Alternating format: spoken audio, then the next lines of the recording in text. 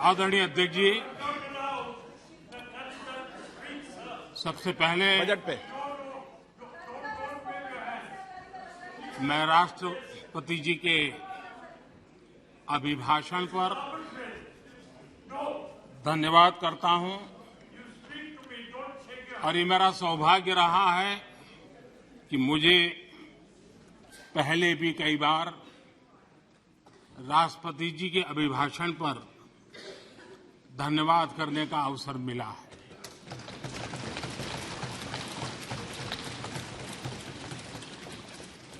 लेकिन इस बार मैं धन्यवाद के साथ साथ राष्ट्रपति महोदया जी का अभिनंदन भी करना चाहता हूं।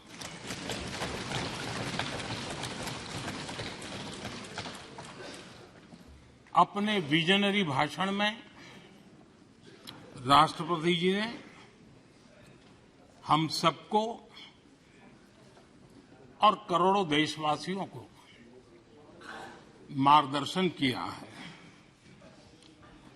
गणतंत्र के मुखिया के रूप में उनकी उपस्थिति ऐतिहासिक भी है और देश की कोटि-कोटि बहन बेटियों के लिए बहुत बड़ा प्रेरणा का अवसर भी।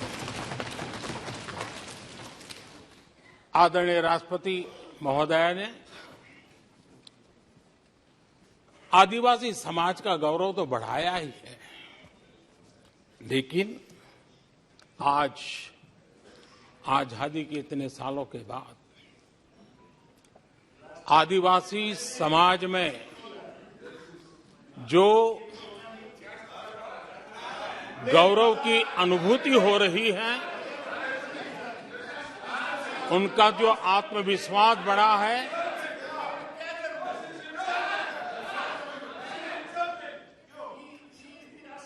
और इसके लिए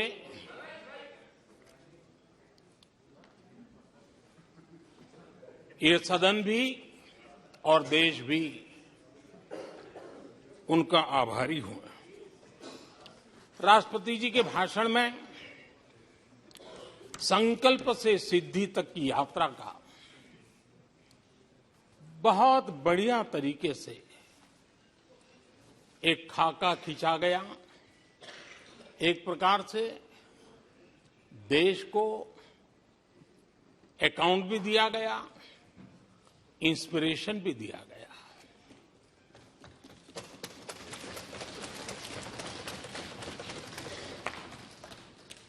आदरणीय अध्यक्ष जी,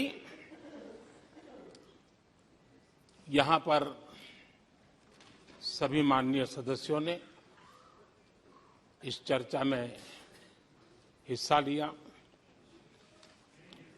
हर किसी ने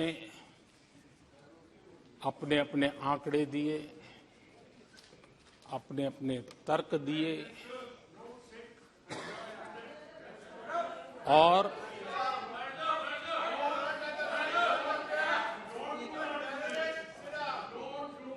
अपनी रुचि, प्रवृत्ति, प्रकृति के अनुसार सबने अपनी बातें रखी और जब इन बातों को गौर से सुनते हैं, उसे समझने का जब प्रयास करते हैं, तो ये भी ध्यान में आता है कि किसकी कितनी क्षमता है, किसकी कितनी योग्यता है, किसकी कितनी समझ है और किसका क्या इरादा है। ये सारी बातें प्रकट होती ही हैं और देश भली भांति तरीके से उसका मूल्यांकन भी करता है। मैं चर्चा में शामिल सभी माननीय सदस्यों का हृदय से आभार व्यक्त करता हूं, लेकिन मैं देख रहा था कल कुछ लोगों के भाषण के बाद पूरा इकोसिस्टम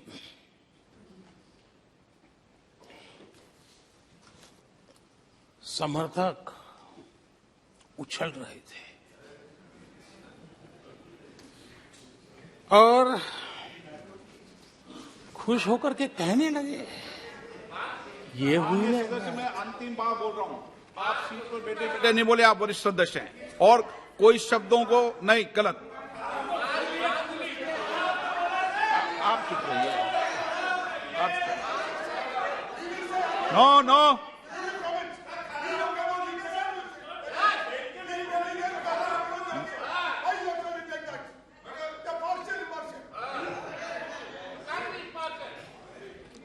पूरा इकोसिस्टम उछल रहा था और कुछ लोग तो खुश होकर के कह रहे थे, ये हुई ना बात,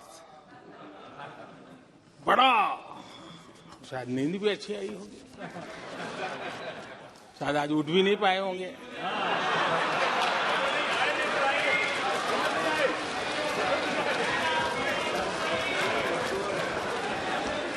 और ऐसे लोगों के लिए कहा गया है,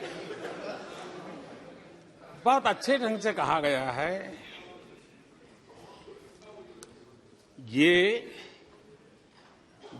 कह कह कर के हम, ये कह कह कर हम दिल को बहला रहे हैं, ये कह कह के हम दिल को बहला रहे हैं,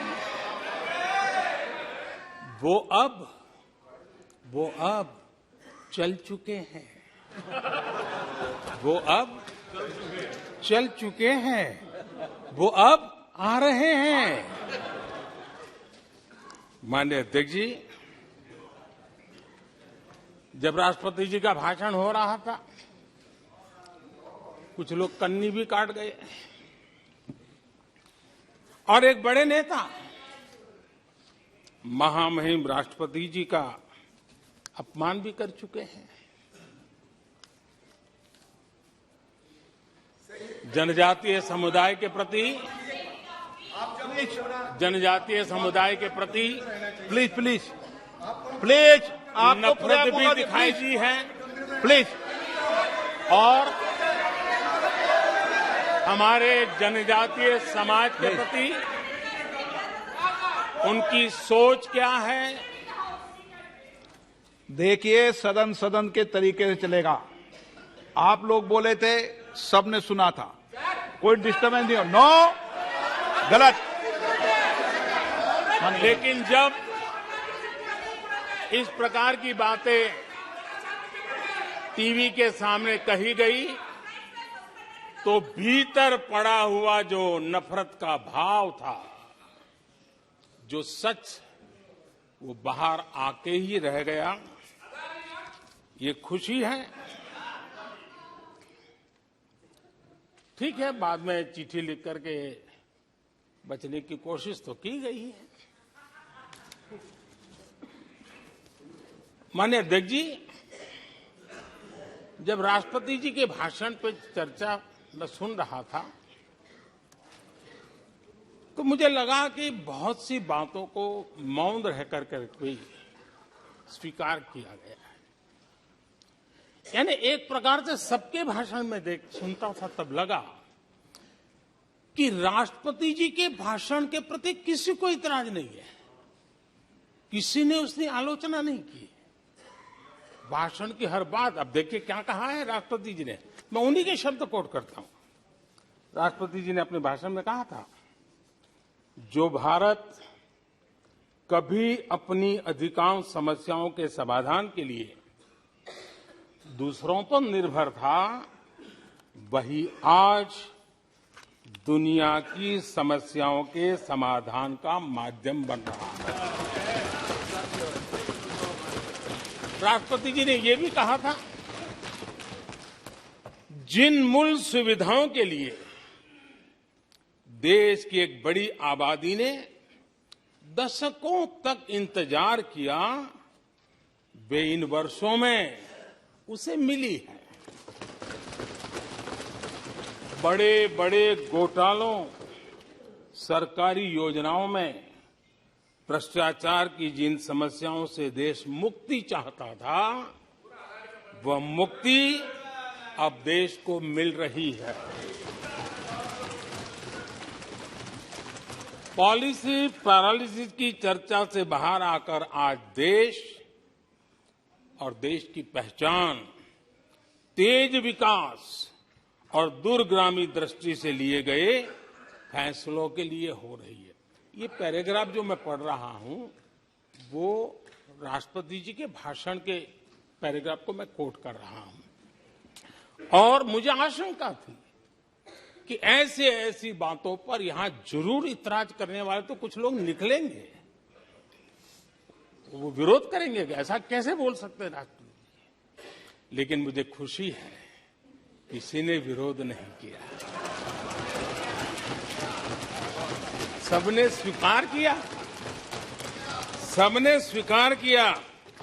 और माननीय अध्यक्ष जी, मैं 140 करोड़ देशवासियों का आभारी हूं कि सबके प्रयास के परिणाम आज इन सारी बातों को पूरे सदन में स्वीकृति मिली है। इससे बड़ा गौरव का विषय क्या होगा। आदरणीय अध्यक्ष जी,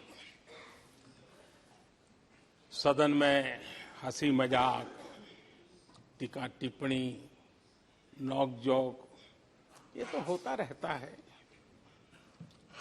लेकिन ये नहीं भूलना चाहिए कि आज राष्ट्र के रूप में गौरवपूर्ण अवसर हमारे सामने खड़े हैं। गौरव के क्षण हम जी रहे हैं। राष्ट्रपति जी के पूरे भाषण में जो बातें हैं, वो 140 करोड़ देशवासियों के सेलिब्रेशन का अवसर है। देश ने सेलिब्रेट किया है। माननीय अध्यक्ष जी, 100 साल में आई हुई ये भयंकर बीमारी, महामारी, दूसरी तरफ युद्ध की स्थिति, बटा हुआ विश्व, इस स्थिति में भी, इस संकट के माहौल में भी देश को जिस प्रकार से संभाला गया है, देश जिस प्रकार से संभला है, इससे पूरा देश आत्मविश्वास से भर रहा है, गौरव से भर रहा है। आदरणीय अध्यक्ष जी, चुनौतियों के बिना जीवन नहीं होता है।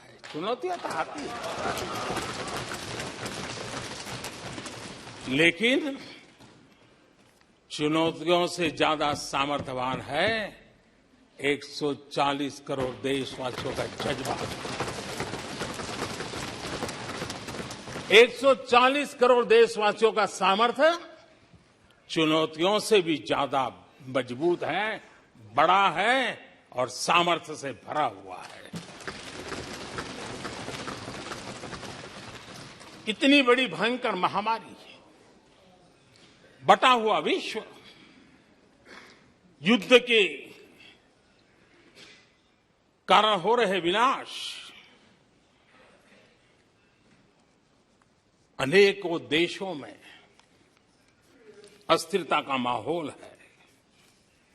कई देशों में भीषण महंगाई है, बेरोजगारी, खाने पीने का संकट, और हमारे अड़ोस पड़ोस में भी जिस प्रकार से हालत बने हुई है, ऐसी स्थिति में माननीय अध्यक्ष जी, कौन हिंदुस्तानी इस बात पे गर्व नहीं करेगा कि ऐसे समय में भी देश दुनिया की 5वीं बड़ी अर्थव्यवस्था बना है।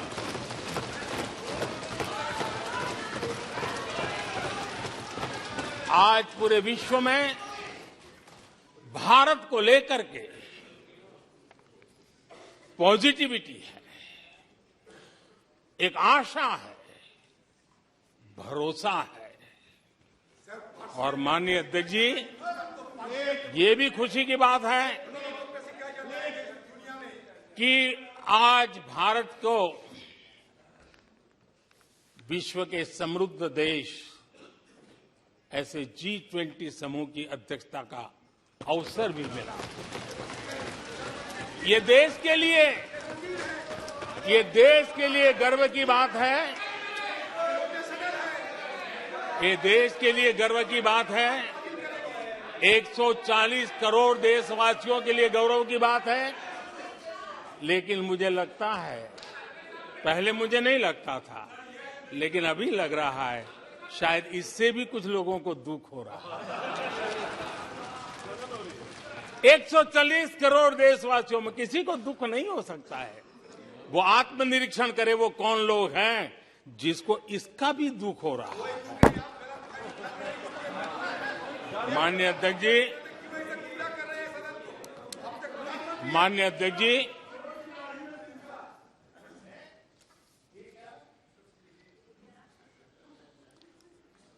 आज दुनिया की हर विश्वसनीय संस्था, सारे एक्सपर्ट्स जो वैश्विक प्रवाहों को बहुत गहराई से अध्ययन करते हैं, जो भविष्य का अच्छे से अनुमान भी लगा सकते हैं, उन सबको आज भारत के प्रति बहुत आशा है, विश्वास है और बहुत एक मात्रा में उमंग भी है। और आखिर ये सब क्यों? ऐसे ही तो नहीं है। आज पूरी दुनिया भारत की तरफ इस प्रकार से बड़ी आशा की नजरों से क्यों देख रही है? इसके पीछे कारण है। इसका उत्तर छिपा है भारत में आई स्थिरता में, भारत की वैश्विक साख में, भारत के बढ़ते सामर्थ्य में और भारत में बन रही नई संभावनाओं में। माननीय अध्यक्ष जी, हमारी रोजमर्रा की जिंदगी में जो बातें हो रही है, उसी को मैं अगर शब्दबद्ध करूं और कुछ बातें उदाहरण से समझाने की कोशिश करूं। अब आप देखिए, भारत में एक 2-3 दशक अस्थिरता के रहे, आज स्थिरता है, पॉलिटिकल स्टेबिलिटी है, स्टेबल गवर्नमेंट भी है और डिसिसिव गवर्नमेंट है।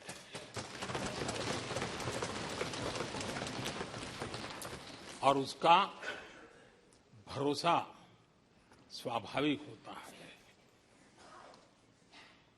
एक निर्णायक सरकार, एक पूर्ण बहुमत से चलने वाली सरकार, वो राष्ट्रहित में फैसले लेने का सामर्थ्य रखती है। और ये वो सरकार है, रिफॉर्म आउट ऑफ कंपल्सन नहीं, रिफॉर्म आउट ऑफ कन्विक्शन हो रहे हैं। और हम इस मार्ग पर हटने वाले नहीं हैं, हम चलते रहेंगे। देश को समय की मांग के अनुसार जो चाहिए वो देते रहेंगे। माननीय अध्यक्ष जी, एक और उदाहरण की तरफ मैं जाना चाहूंगा।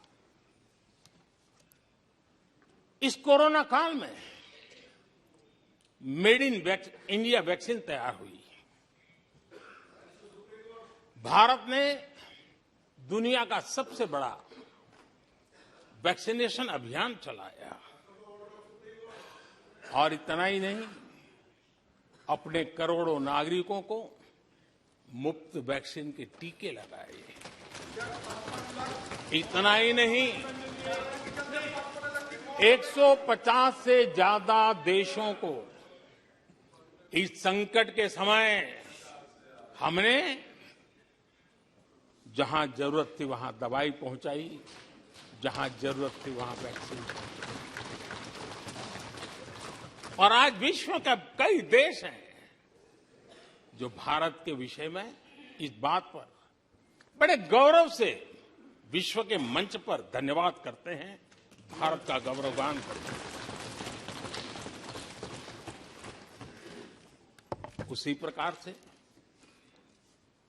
तीसरे एक पहलू की तरफ ध्यान देता है। इसी संकट काल में आज भारत का डिजिटल इंफ्रास्ट्रक्चर, जिस तेजी से डिजिटल इंफ्रास्ट्रक्चर ने अपनी एक ताकत दिखाई है, एक आधुनिकता की तरफ बदलाव किया है, पूरा विश्व इसका अध्ययन कर रहा है। मैं पिछले दिनों G20 समिट में बाली में था। डिजिटल इंडिया की चारों तरफ वाहवाही हो रही थी और बहुत क्यूरियोसिटी थी कि देश कैसे कर रहा है। कोरोना काल में दुनिया के बड़े बड़े देश, समृद्ध देश अपने नागरिकों को आर्थिक मदद पहुंचाना चाहते थे, नोटें छापते थे, बांटते थे, लेकिन बांट नहीं पाते थे। ये देश हैं जो एक फ्रिक्शन ऑफ सेकंड में लाखों करोड़ों रुपए देशवासियों के खाते में जमा करवा देता है। हजारों करोड़ रुपए ट्रांसफर हो जाते हैं। एक समय था छोटी छोटी टेक्नोलॉजी के लिए देश तरसता था। आज देश में बहुत बड़ा फर्क महसूस हो रहा है। टेक्नोलॉजी के क्षेत्र में देश बड़ी ताकत के साथ आगे बढ़ रहा है।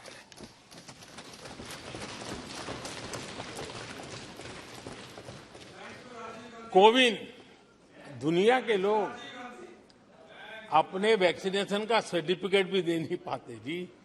आज वैक्सीन लो, हमारे मोबाइल फोन पर हमारा सर्टिफिकेट दूसरी सेकंड पे अवेलेबल है। ये ताकत हमने दिखाई है। माननीय अध्यक्ष जी, भारत में नई संभावनाएं हैं। दुनिया को सशक्त वैल्यू और सप्लाई चेन, उसमें आज पूरी दुनिया ने, कोरोना कालखंड ने सप्लाई चेन के मुद्दे पर दुनिया को हिला के रख दिया है।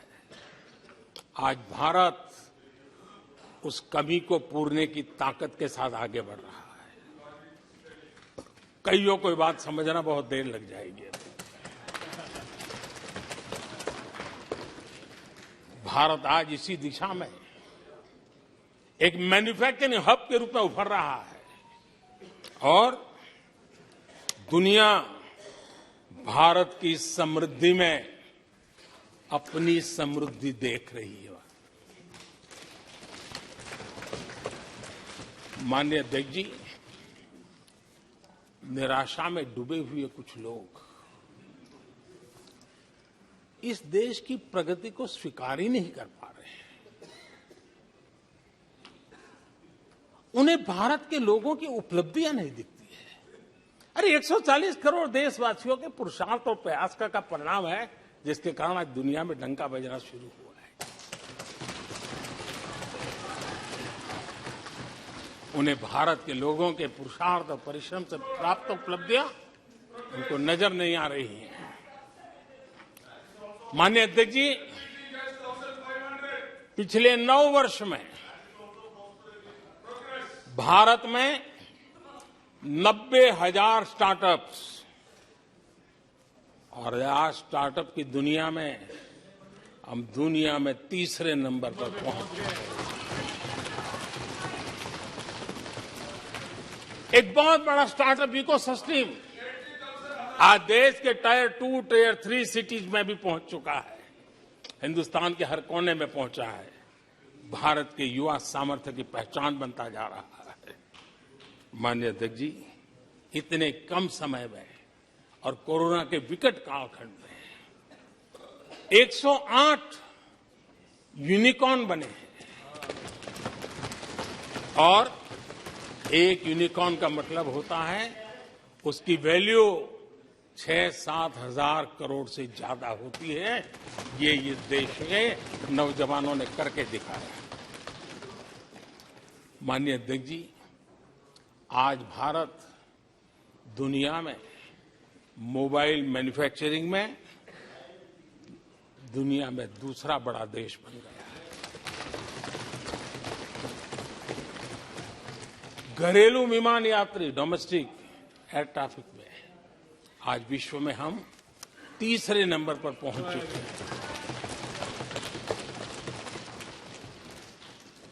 एनर्जी कंजम्पशन प्रगति के एक मानदंड माना जाता है। आज भारत एनर्जी कंजम्पशन में दुनिया में एक कंज्यूमर के रूप में तीसरे नंबर पर हम पहुंच चुके हैं। रिन्यूएबल एनर्जी की कैपेसिटी में हम दुनिया में चौथे नंबर पर पहुंच चुके हैं। स्पोर्ट्स कभी हमारी कोई पूछ नहीं होती थी, कोई पूछता नहीं था। आज स्पोर्ट्स की दुनिया में हर स्तर पर भारत के खिलाड़ी अपना रुतबा दिखा रहे हैं, अपना सामर्थ्य दिखा रहे हैं। एजुकेशन समेत हर क्षेत्र में आज भारत आगे बढ़ रहा है। पहली बार, माननीय अध्यक्ष जी, गर्व होगा, पहली बार हायर एजुकेशन में एनरोलमेंट वालों की संख्या 4 करोड़ से ज्यादा हो गई। इतना ही नहीं, बेटियों की भी भागीदारी बराबर होती जा रही है।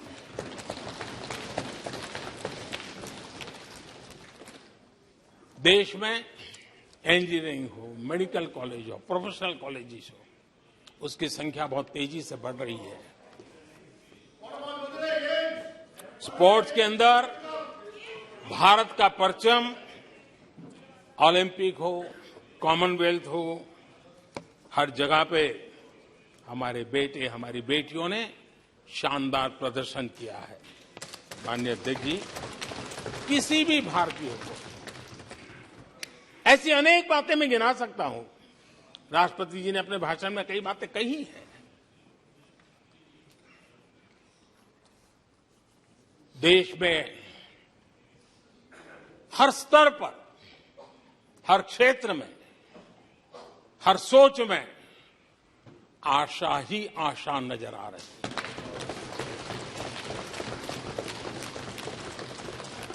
एक विश्वास से भरा हुआ देश है, सपने और संकल्प लेकर के चलने वाला देश है। लेकिन यहां कुछ लोग ऐसे निराशा में डूबे हैं, ऐसे निराशा में डूबे हैं। काका हाथरसी ने एक बड़ी मजेदार बात कही थी। काका हाथरसी ने कहा था, आगा पीछा देखकर क्यों होते गमगीन, जैसी जिसकी भावना वैसा दिखे सीन।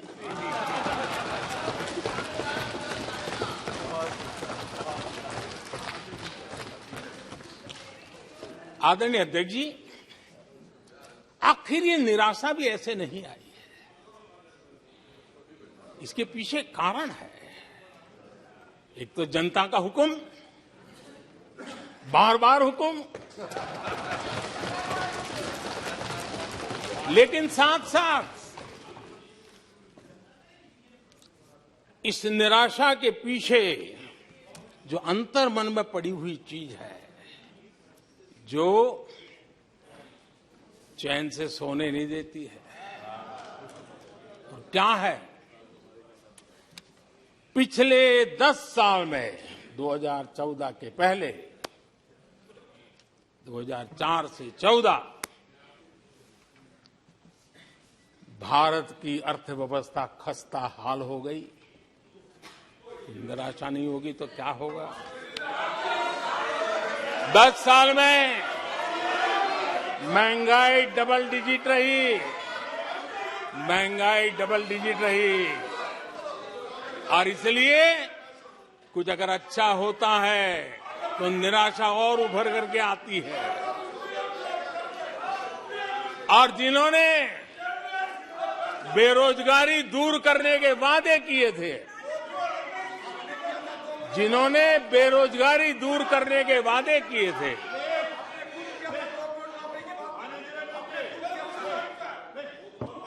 माननीय अध्यक्ष जी, एक बार जंगल में दो नौजवान शिकार करने के लिए गए और वो गाड़ी में अपनी बंदूक नीचे उतार करके थोड़ा टहलने लगे।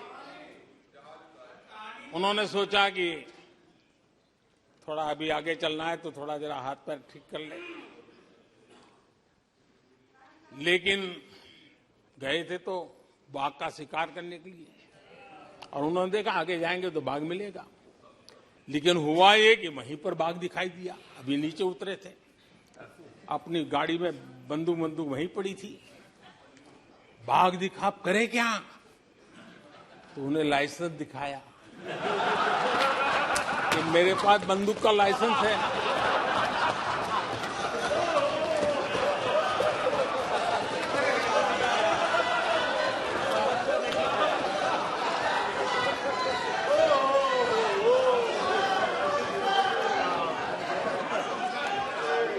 इन्होंने भी बेरोजगारी दूर करने के नाम पर एक कानून दिखाया, वो कानून बना दिया है। अरे देखो कानून बना दिया है, ये इनके तरीके हैं, पल्ला झाड़ दिया। 4 से 14 आजादी के इतिहास में सबसे घोटालों का दशक रहा, सबसे घोटाला।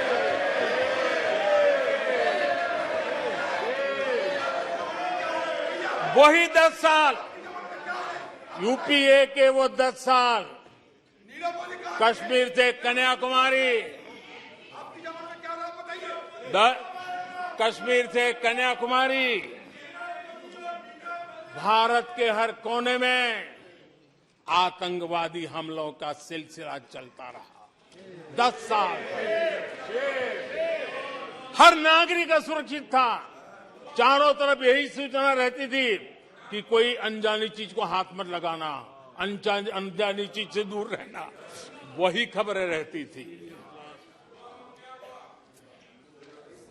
10 साल में जम्मू कश्मीर से लेकर नॉर्थ ईस्ट तक हिंसा ही हिंसा देश का शिकार हो गया था। उस 10 साल में भारत की आवाज ग्लोबल प्लेटफॉर्म पर इतनी कमजोर थी कि दुनिया सुनने तक तैयार नहीं। आदरणीय अध्यक्ष जी, इनकी निराशा का कारण ये भी है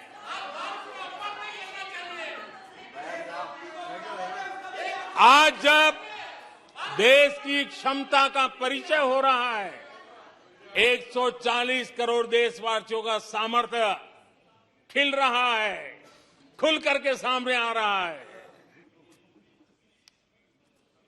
लेकिन देश का सामर्थ्य तो पहले भी था, लेकिन 4 से ले 14 तक इन्होंने वो अवसर गंवा दिया। और यूपीए की पहचान बन गई, हर मौके को मुसीबत में पलट दिया, हर मौके को मुसीबत में पलट दिया। जब टेक्नोलॉजी इंफॉर्मेशन का युग बड़ी तेजी से बढ़ रहा था, उछल रहा था, उसी समय ये 2G में फंसे रहे। मौका मुसीबत में।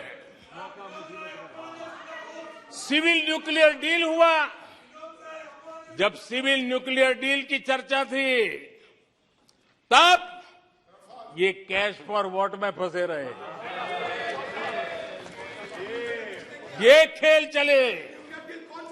आदरणीय अध्यक्ष जी, 2010 में कॉमनवेल्थ गेम्स हुए।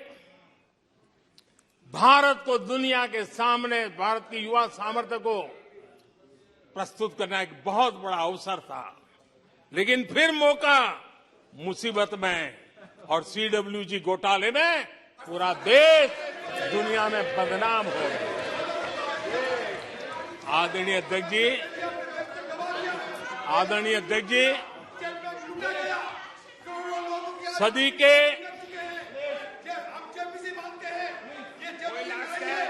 के दूसरे दशक में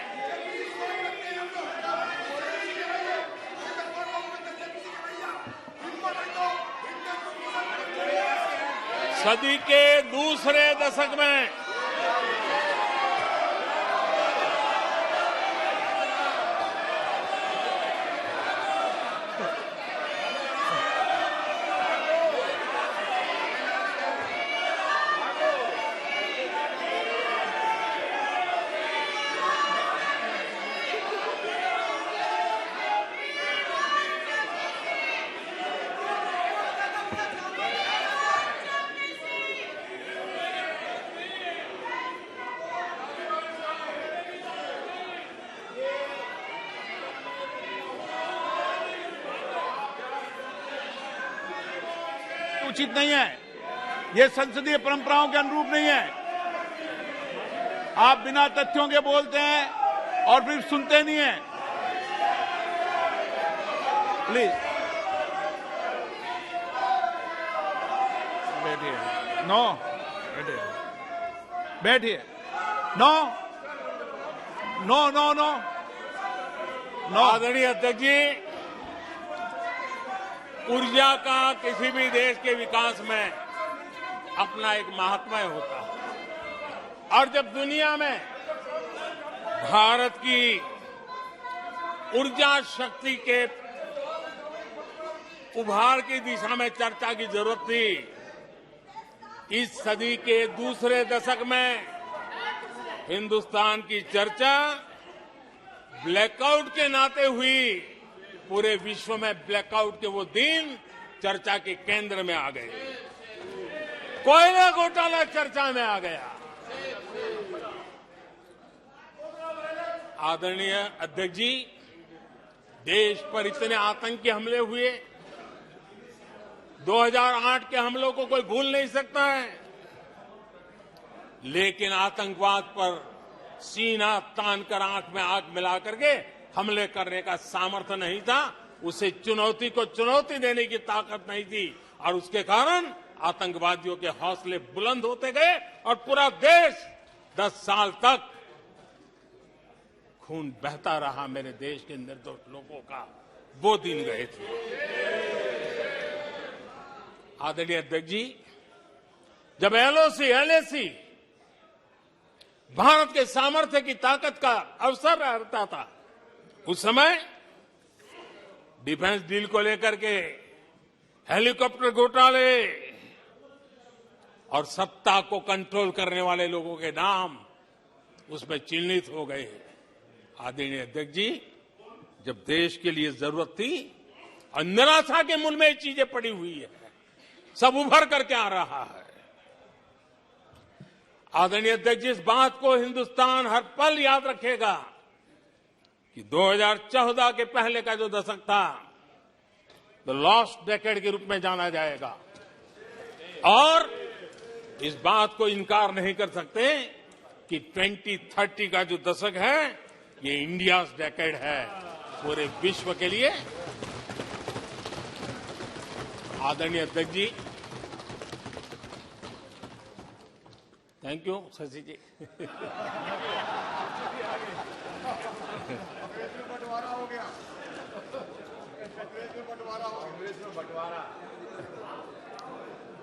आदरणीय अध्यक्ष जी,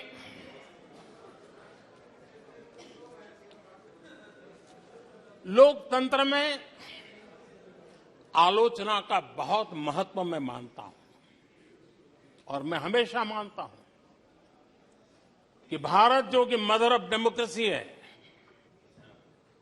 सदियों से हमारे यहां लोकतंत्र हमारी रगों में पनपा हुआ है और इसलिए मैं हमेशा मानता हूं कि आलोचना एक प्रकार से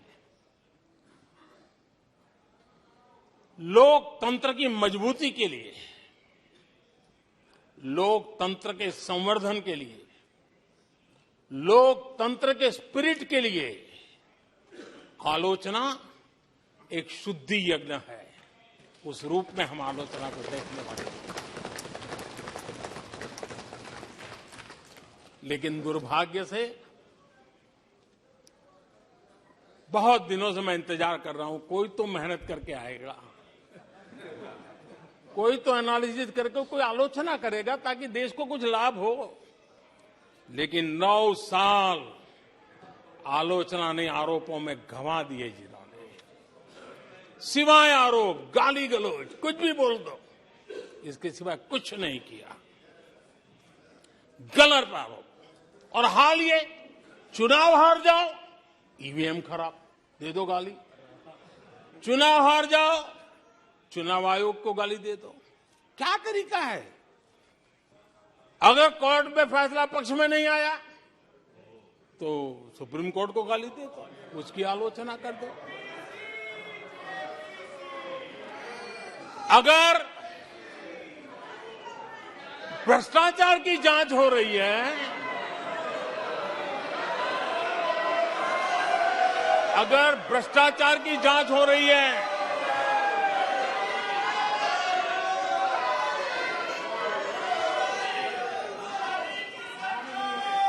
माननीय अध्यक्ष जी, अगर भ्रष्टाचार की जांच हो रही है तो जांच एजेंसियों को गाली दो।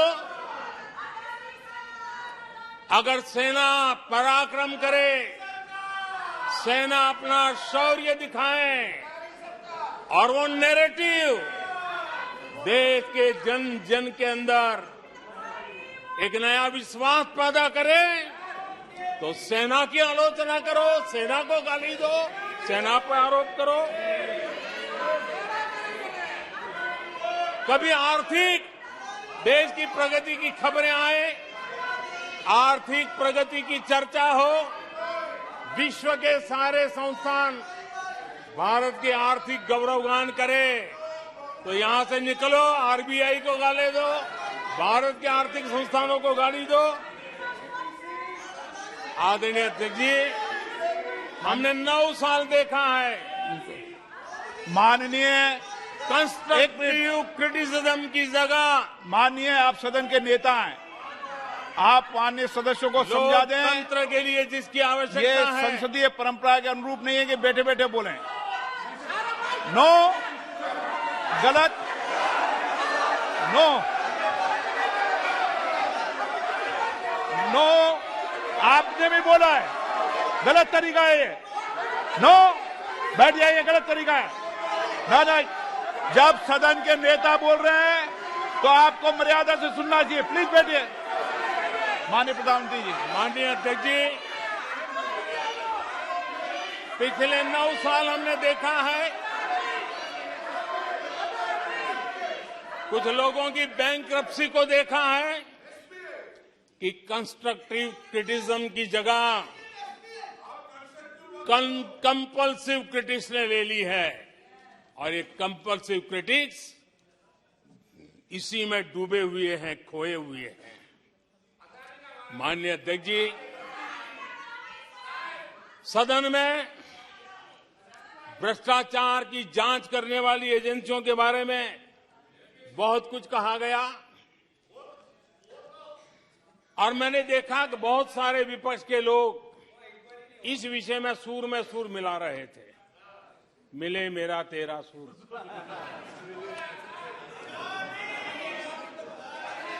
आदरणीय अध्यक्ष जी, मुझे लगता था देश की जनता, देश के चुनाव के नतीजे ऐसे लोगों को जरूर एक मंच पर लाएंगे, लेकिन वो तो हुआ नहीं। लेकिन इन लोगों ने ईडी का धन्यवाद करना चाहिए कि ईडी के कारण ये लोग एक मंच पे आए हैं। ईडी ने एक लोगों को एक मंच पर ला दिया है।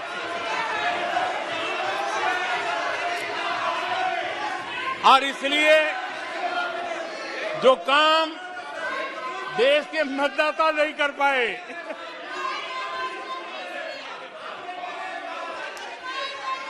आदरणीय अध्यक्ष जी, मैं कई बार सुन रहा हूं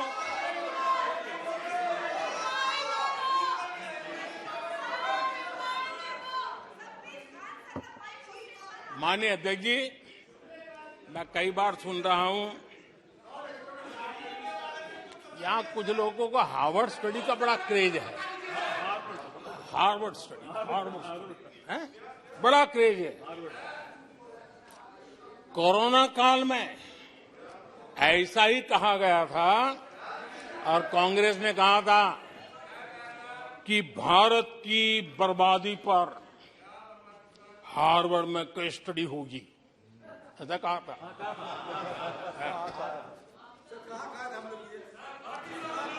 और कल फिर सदन में हार्वर्ड यूनिवर्सिटी में स्टडी की बात कल फिर हुई। लेकिन माननीय अध्यक्ष जी, बीते वर्षों में माननीय अध्यक्ष जी, बीते वर्षों में हार्वर्ड में एक बहुत बढ़िया स्टडी हुई है, बहुत इंपॉर्टेंट स्टडी हुई है। और उस स्टडी है, उसका टॉपिक क्या था मैं जरूर सदन को बताना चाहूंगा। और ये स्टडी हो चुकी है। स्टडी है the rise and decline of India's Congress party. ये स्टडी हो चुका है और मुझे विश्वास है अध्यक्ष जी, मुझे विश्वास है भविष्य में कांग्रेस की बर्बादी पर सिर्फ हार्वर्ड नहीं, बड़े बड़े विश्वविद्यालयों में अध्ययन होना ही होना है और डुबाने वाले लोगों पर भी होने वाला है। आदरणीय अध्यक्ष जी, मैं ऐसे लोगों के लिए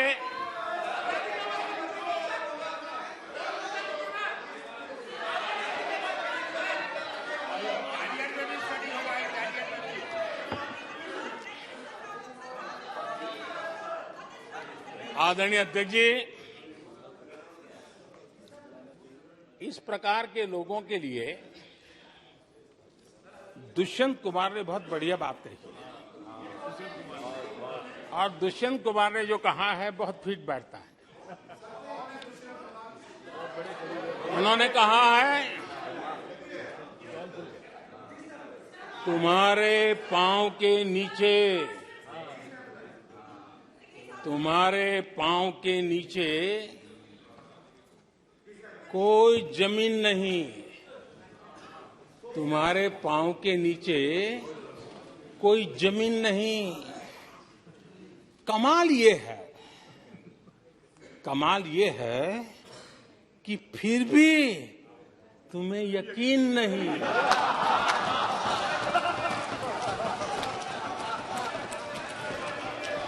माननीय अध्यक्ष जी,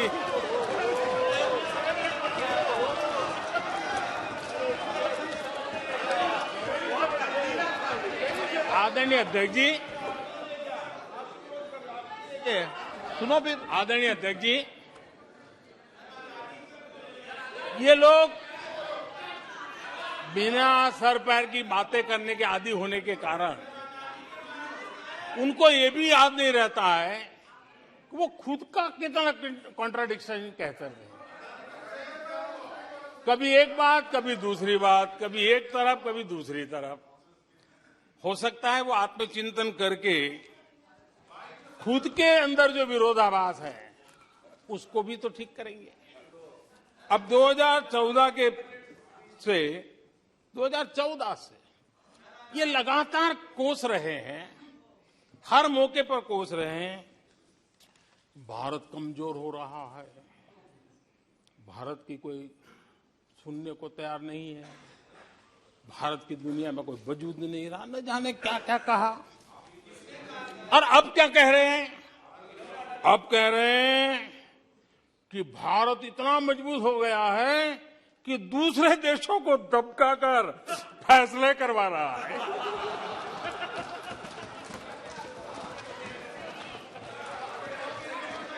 अरे पहले ये तो तय करो भाई कि भारत कमजोर हुआ है कि मजबूत हुआ है। माननीय अध्यक्ष जी,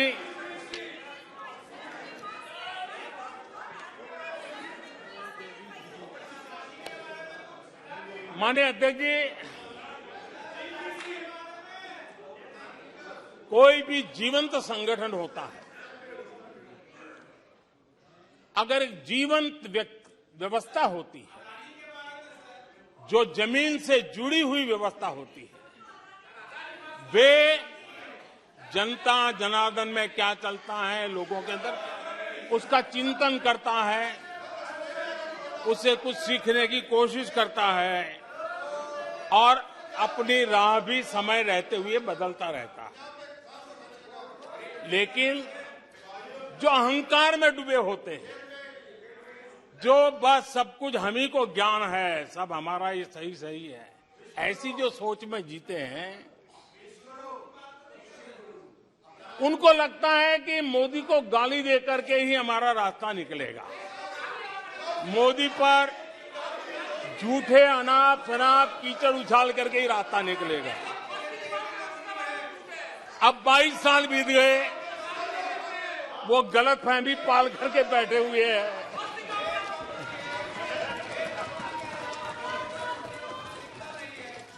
आदरणीय अध्यक्ष जी, मोदी पे भरोसा अखबार की सुर्खियों से पैदा नहीं हुआ है। मोदी पे ये भरोसा टीवी पर चमकते चेहरों से नहीं हुआ है। जीवन खपा दिया है, पल पल खपा दी है, देश के लोगों के लिए खपा दी है, देश के उज्जवल भविष्य के लिए खपा दी है।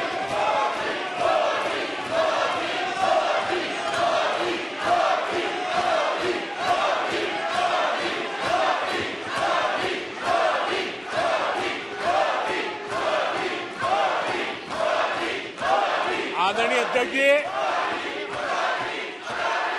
आदरणीय अध्यक्ष जी,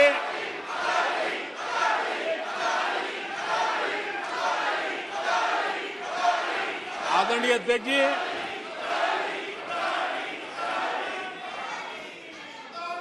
जो देशवासियों का मोदी पर भरोसा है, ये इनकी समझ के दायरे से बाहर है और समझ के दायरे से भी काफी ऊपर है।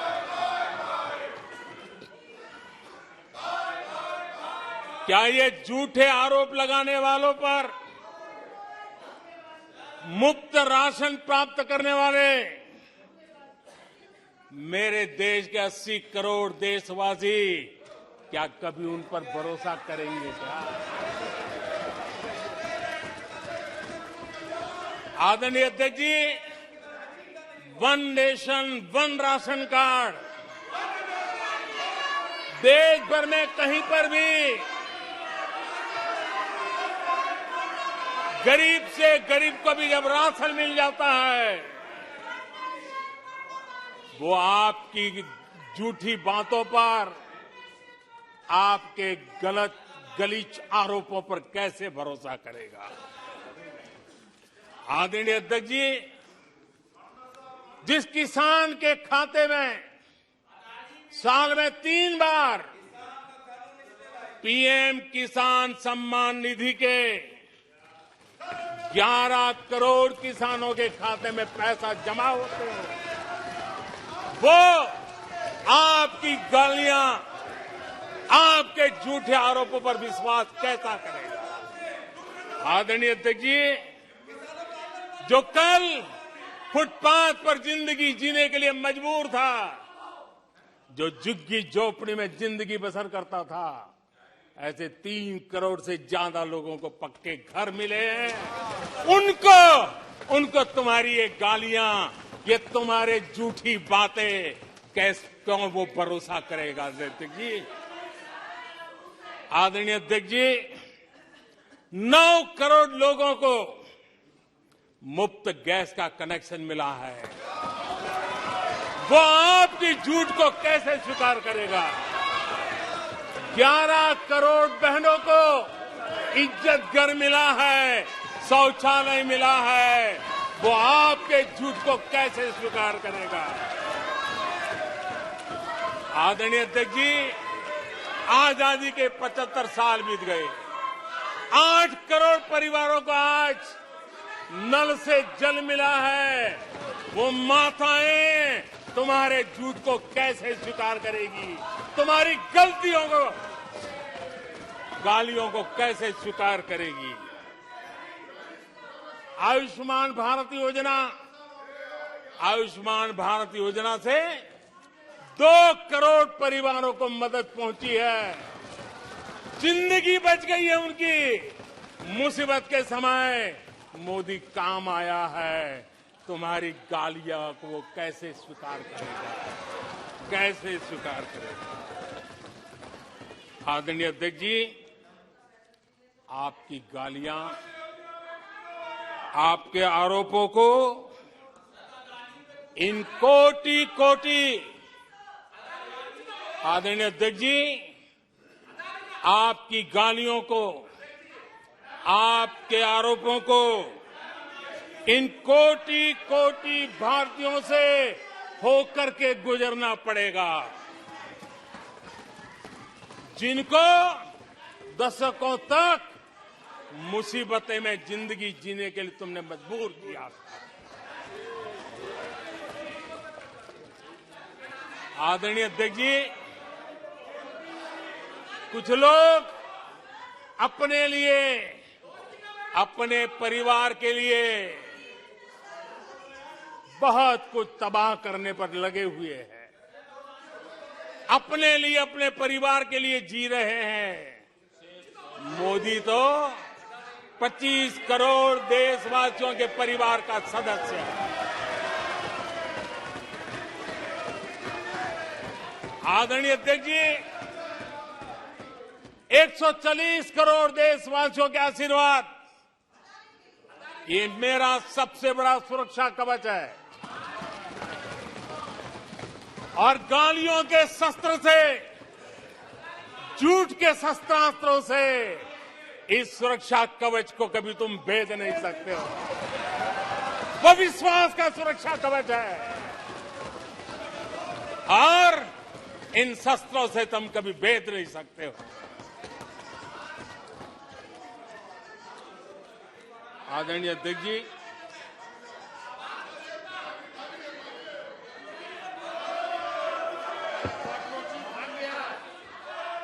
आने सदस्य प्लीज। नहीं, ये तरीका उचित नहीं है आपका। कोई तरीका उचित नहीं है। नो, इस तरीके से सदन नहीं चलेगा। मैं आपको बता देता हूं, नो, तरीका गलत है। बैठिए, बैठिए। क्या सदन है? संसद है? बैठकर टिप्पणी करते हैं। सदन के नेता बोलते हैं जब कुछ शांत रखा करो, मर्यादा रखा करो चीजों की।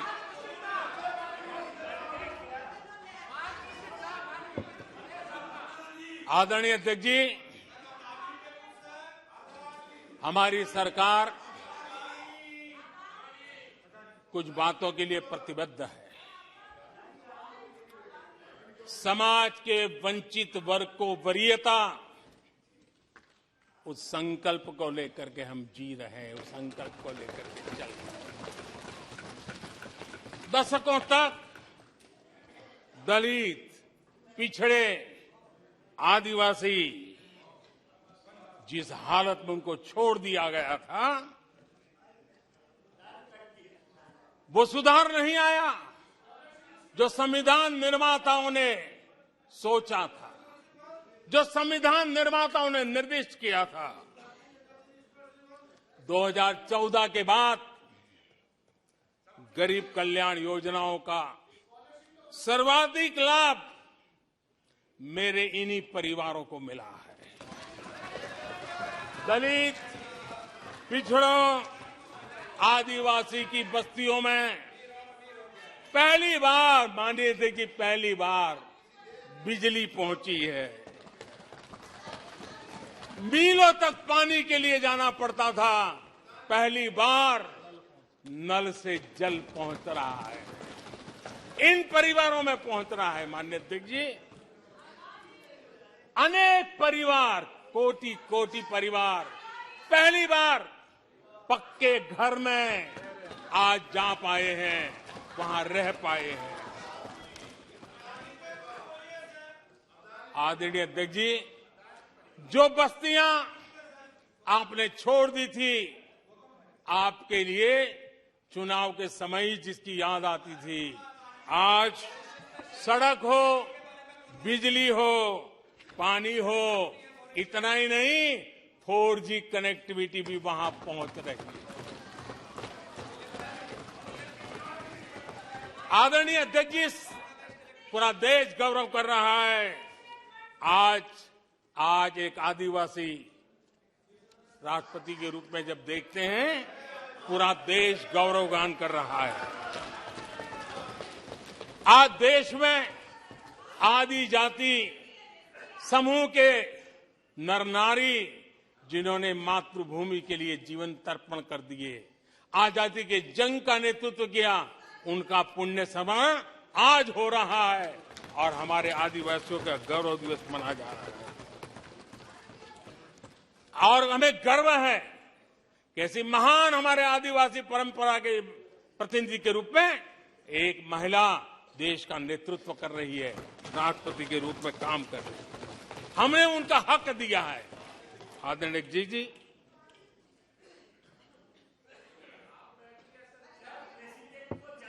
आदरणीय अध्यक्ष जी, हम पहली बार देख रहे हैं। एक बात ये भी सही है, हम सबका समान अनुभव है, सिर्फ मेरा ही ऐसा है ऐसा नहीं, आपका भी है। हम सब जानते हैं कि जब मां सशक्त होती है तो पूरा परिवार सशक्त होता है। जब मां सशक्त होती है तो परिवार सशक्त होता है, परिवार सशक्त होता है तो समाज सशक्त होता है, और तभी जाकर के देश सशक्त होता है। और मुझे संतोष है कि माताएं, बहनों, बेटियों को सबसे ज्यादा सेवा करने का सौभाग्य हमारी सरकार को मिला है। हर छोटी मुसीबत को दूर करने का प्रामाणिक पूर्वक प्रयास किया है।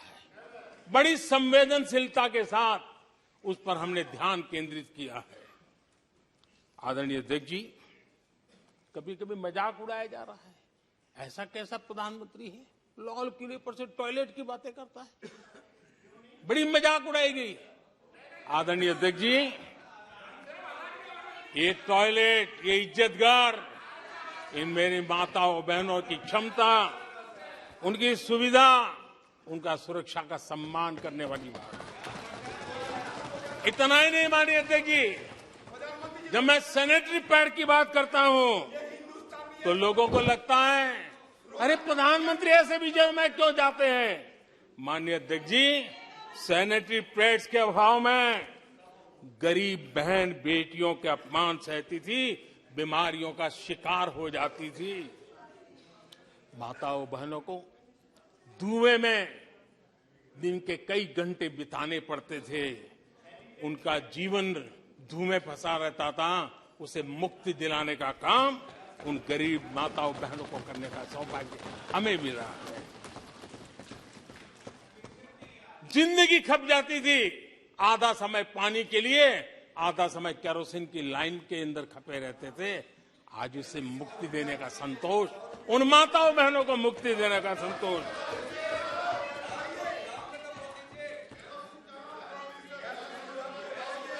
माननीय अध्यक्ष जी, जो पहले चलता था, अगर वैसा ही हम चलने देते, शायद कोई हमें सवाल भी नहीं पूछता कि मोदी जी ये क्यों नहीं किया, वो क्यों नहीं किया, क्योंकि देश को आपने ऐसी स्थिति में ला दिया था कि इससे बाहर निकल ही नहीं सकता था।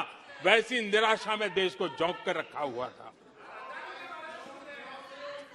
हमने उज्ज्वला योजना से धुएं से मुक्ति दिलाई, जल जीवन से पानी दिया, बहनों के सशक्तिकरण के लिए काम किया। 9 करोड़ बहनों को सेल्फ हेल्प ग्रुप, स्वयं सहायता समूह से जोड़ना, माइनिंग से लेकर के डिफेंस तक, आज माताओं बहनों को, बेटियों को अवसर खोल दिए हैं। ये खोलने का काम हमारी सरकार ने किया है।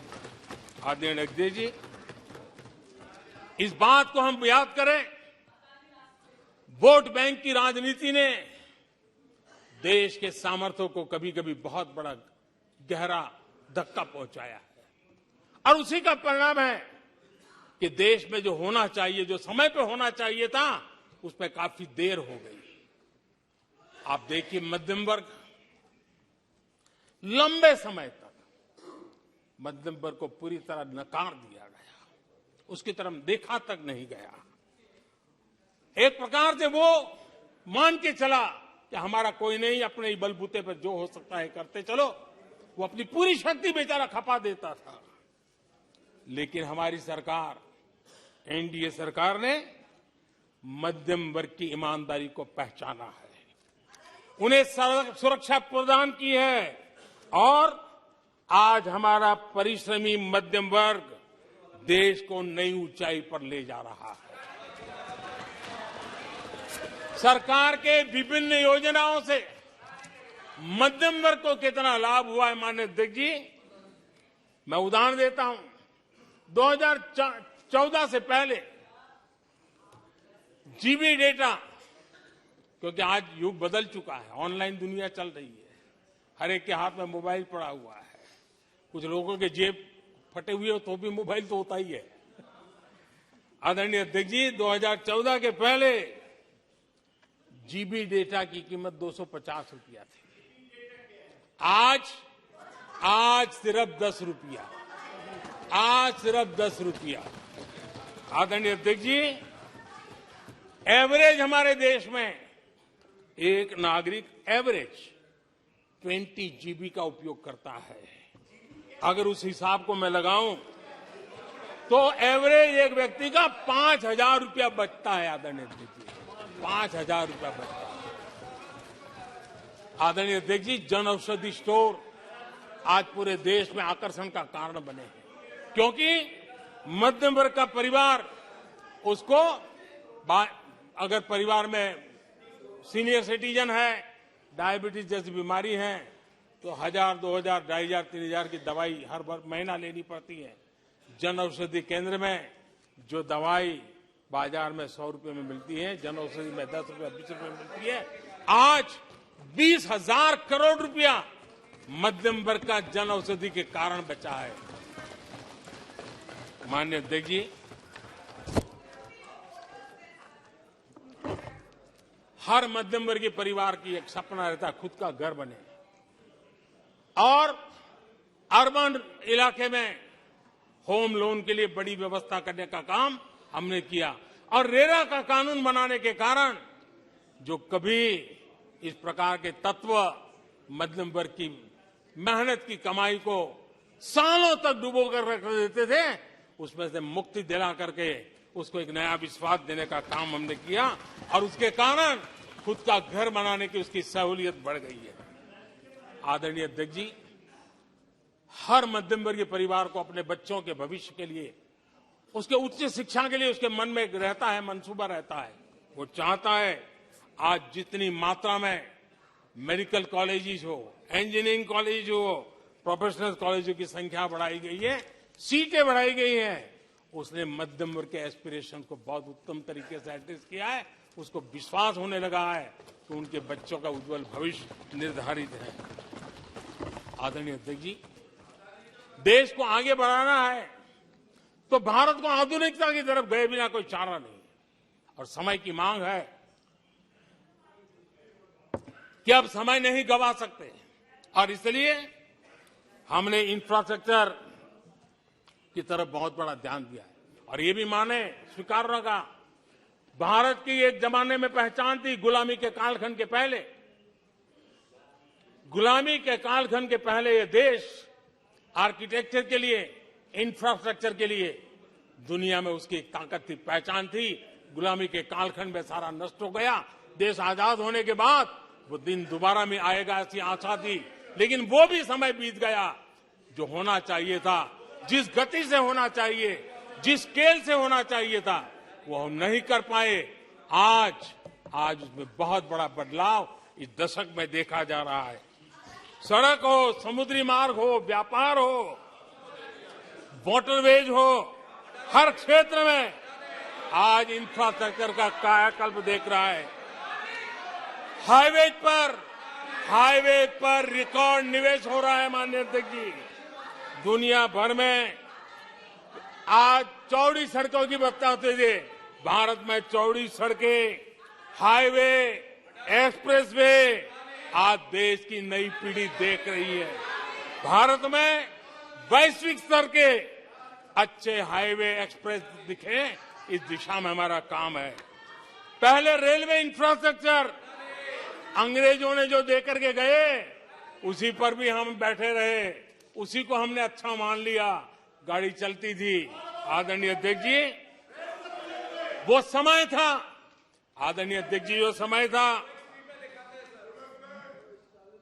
जिस प्रकार से अंग्रेज जो छोड़ करके गए थे, उसी भाव में जीते रहे। और रेलवे की पहचान क्या बन गई थी? रेलवे यानी धक्का मुक्की, रेलवे यानी एक्सीडेंट, रेलवे यानी लेट लतीफ। यही यानी एक स्थिति थी, लेट लतीफ में एक कहावत बनी गई थी, रेलवे यानी लेट लतीफी। एक समय था हर महीने एक्सीडेंट होने वाली घटनाएं बार बार आती थी। एक समय था एक्सीडेंट एक किस्मत बन गई थी। लेकिन अब ट्रेनों के अंदर वंदे भारत की मांग, हर एमपी चिट्ठी लिखता है, मेरे यहां वंदे भारत चालू करो। आज रेलवे स्टेशनों का कायाकल्प हो रहा है, आज एयरपोर्ट का कायाकल्प हो रहा है। 70 साल में 70 एयरपोर्ट, 70 साल में 70 एयरपोर्ट, 9 साल में 70 एयरपोर्ट। देश में वाटरवेज भी बन रहा है। आज वाटरवेज पर ट्रांसपोर्टेशन हो रहा है। आदरणीय अध्यक्ष जी, देश आधुनिकता की तरफ बढ़े, इसके लिए आधुनिक इंफ्रास्ट्रक्चर को बल देते हुए, आदरणीय अध्यक्ष जी, मैंने जीवन में, सार्वजनिक जीवन में 4-5 दशक मुझे हो गए, और मैं हिंदुस्तान के गांवों से गुजरा हुआ इंसान, 4-5 दशक तक उसमें से एक लंबा कालखंड परिव्राजक के रूप में बिताया है। हर स्तर के परिवारों से बैठने उठने का, बात करने का अवसर मिला है। और इसलिए भारत के हर भूभाग को, समाज की हर भावना से परिचित हूं।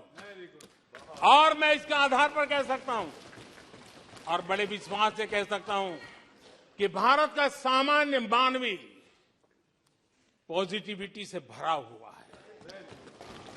सकारात्मकता उसके स्वभाव का, उसके संस्कार का हिस्सा है। भारतीय समाज नेगेटिविटी को सहन कर लेता है, स्वीकार नहीं करता। ये उसकी प्रकृति नहीं। भारतीय समुदाय का स्वभाव खुशमिजाज है, स्वप्नशील समाज है, सत्कर्म के रास्ते पर चलने वाला समाज है, सृजन कार्य से जुड़ा हुआ समाज है।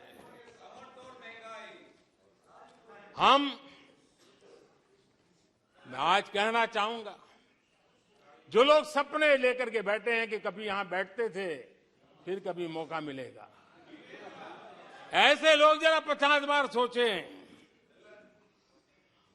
अपने तौर तरीकों पर जरा पुनर्विचार करें। लोकतंत्र में आपको भी आत्मचिंतन करने की आवश्यकता है। आधार आज डिजिटल लेन देन का सबसे बड़ा महत्वपूर्ण अंग बन गया। आपने उसको भी निराधार करके रख दिया था, अब उसके भी पीछे पड़ गए थे। उसको भी रोकने के लिए कोर्ट कचहरी तक को छोड़ा नहीं था। जीएसटी को न जाने क्या क्या कह दिया गया, पता नहीं। लेकिन आज हिंदुस्तान की अर्थव्यवस्था को और सामान्य मानवी को जीवन सुगम बनाने में जीएसटी ने एक बहुत बड़ी भूमिका अदा की। वो जमा एचएएल को कितनी गालियां दी गई, किस प्रकार से बड़े बड़े फोरम का मिसयूज किया गया। आज एशिया का सबसे बड़ा हेलीकॉप्टर बनाने वाला हब बन चुका है, जहां से तेजस हवाई जहाज सैकड़ों की संख्या में बन रहे हैं। भारतीय सेना के हजारों करोड़ रुपए का ऑर्डर आज एचएएल के पास है। भारत के अंदर आज वाइब्रेंट डिफेंस इंडस्ट्री आगे आ रही है। आज भारत डिफेंस एक्सपोर्ट करने लगा है। माननीय अध्यक्ष जी, हिंदुस्तान के हर नौजवान को गर्व होता है। निराशा में डूबे हुए लोगों से अपेक्षा नहीं है। आदरणीय अध्यक्ष जी, आप जानते हैं भली भांति, समय सिद्ध कर रहा है। जो कभी यहां बैठते थे वो वहां जाने के बाद भी फेल हुए हैं। वहां जाने के बाद भी फेल हुए हैं और देश पास होता जा रहा है, डिस्टिंक्शन पे जा रहा है। और इसलिए समय की मांग है कि आज निराशा में डूबे हुए लोग थोड़ा स्वस्थ मन रख के आत्मचिंतन करें। आदरणीय अध्यक्ष जी, यहां जम्मू कश्मीर की भी चर्चा हुई। जम्मू कश्मीर की भी चर्चा हुई और जो अभी जम्मू कश्मीर घूम कर गए उन्होंने देखा होगा कितने आन बान शान के साथ आप जम्मू कश्मीर में जा सकते, घूम सकते, फिर सकते। आदरणीय अध्यक्ष जी, पिछली शताब्दी के उत्तरार्ध में आदरणीय अध्यक्ष जी, पिछली शताब्दी के उत्तरार्ध में मैं भी जम्मू कश्मीर में यात्रा लेके गया था और लाल चौक में तिरंगा फहराने का संकल्प लेकर के चला था। और तब आतंकवादियों ने पोस्टर लगाए थे। आतंकवादियों ने पोस्टर लगाए थे उस समय और कहा था कि देखते हैं किसने अपनी मां का दूध पिया है जो लाल चौक में आके तिरंगा फहराता है। पोस्टर लगे थे और उस दिन 24 जनवरी थी। मैंने जम्मू के अंदर बड़ी सभा में कहा था, अध्यक्ष जी मैं पिछली शताब्दी की बात कर रहा हूं, और तब मैंने कहा था आतंकवादी कान खोल करके सुन ले। उस दिन मैंने कहा था आतंकवादी कान खोल करके सुन ले। 26 जनवरी को ठीक 11 बजे मैं लाल चौक पहुंचूंगा, बिना सिक्योरिटी आऊंगा, बुलेट प्रूफ जैकेट के बिना आऊंगा और फैसला लाल चौक में होगा किसने अपनी मां का दूध पिया।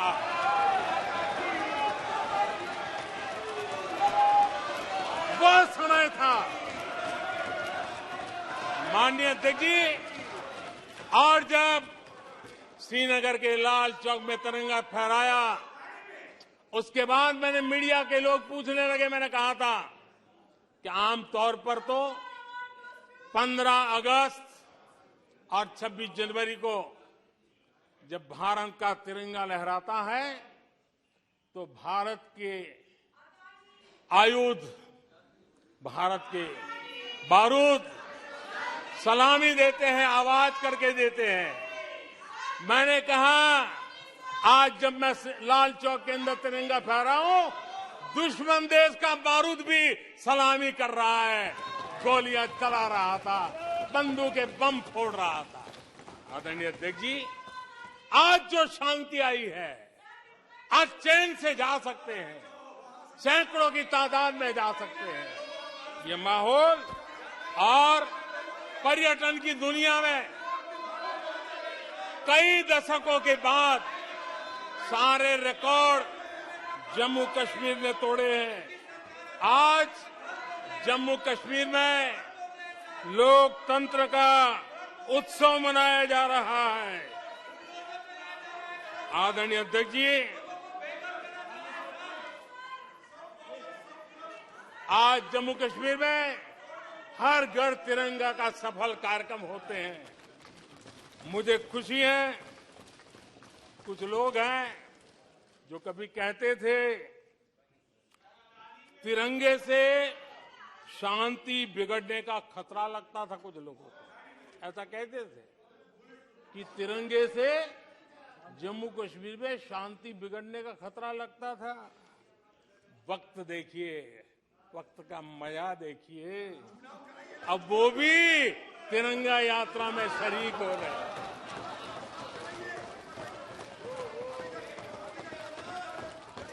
और आदरणीय अध्यक्ष जी, अखबारों में एक खबर आई थी जिसकी तरफ ध्यान नहीं गया होगा। आदरणीय अध्यक्ष जी, उसी समय अखबारों में एक खबर आई थी कि क्योंकि लोग टीवी में चमकने की कोशिश में लगे थे, लेकिन उसी समय श्रीनगर के अंदर दशकों बाद थिएटर हाउसफुल चल रहे थे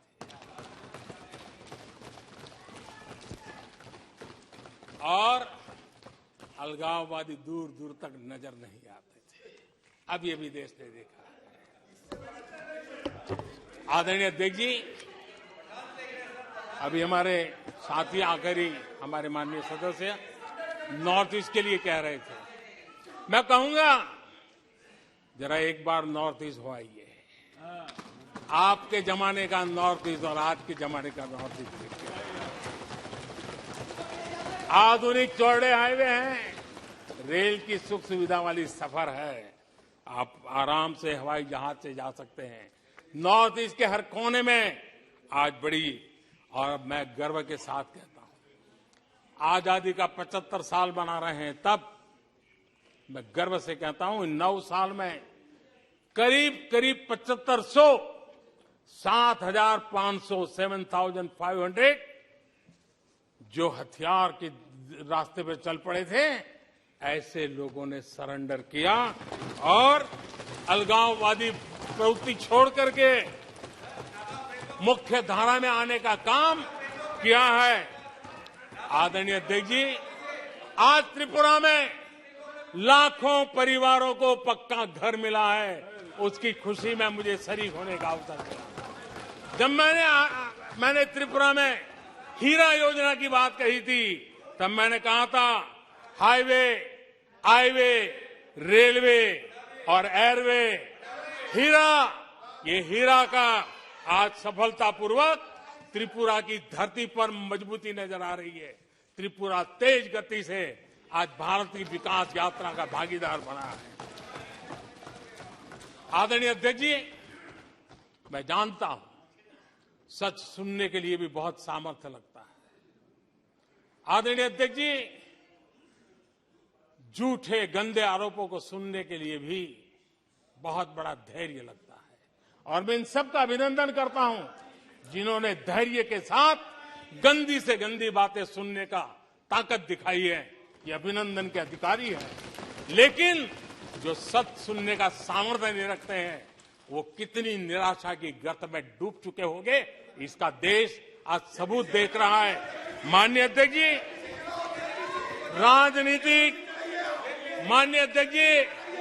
राजनीतिक मतभेद हो सकते हैं, विचारधाराओं में मतभेद हो सकते हैं, लेकिन ये देश अजरा अमर है।